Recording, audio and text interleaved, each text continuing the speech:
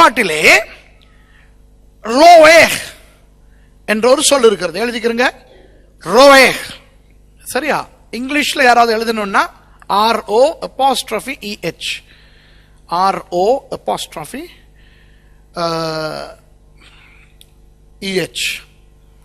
இப்போ இங்கிலீஷ் படித்த சில பேர் நினைப்பாங்க, 7 இருந்து Z வரைக்கும் 26 சொல்லும் எங்களுக்கு தெரியும், அது என்ன அப்பாஸ்ட்ரஃபின்னு புது எழுத்து போட்டிருக்கானோ? இல்லை, அது வந்து அந்த மேலே கமா வருமே அது, கீழே வர கமா இல்லை, மேலே வருமே அது. சரியா? அப்போ RO'(EH).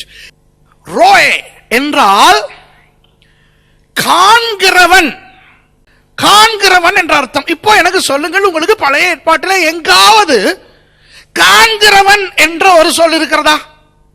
அதாவது யாராவது ஒருவர் அவருக்கு காண்கிறவன் என்று பெயர் இருக்கிறதா? தமிழிலே, தமிழ் வேதாகமத்திலே காண்கிறவன் அப்படின்னு யாராவது அழைக்கப்பட்டார்களா? இல்லை. ஆனால் எபிரேய மொழியிலே இந்த ரோயே என்பவர்கள் இருக்கிறார்கள். ஆனா இங்கிலீஷ் பைபிள்ல பாத்தீங்கன்னா சியர்னு போட்டுருவான். SEER. SEE C. என்ன சி? பார்க்கிற சி, கடல் இல்ல, அது SEA. அப்போ SEER என்றால் சீய, பார்க்கிறவன்.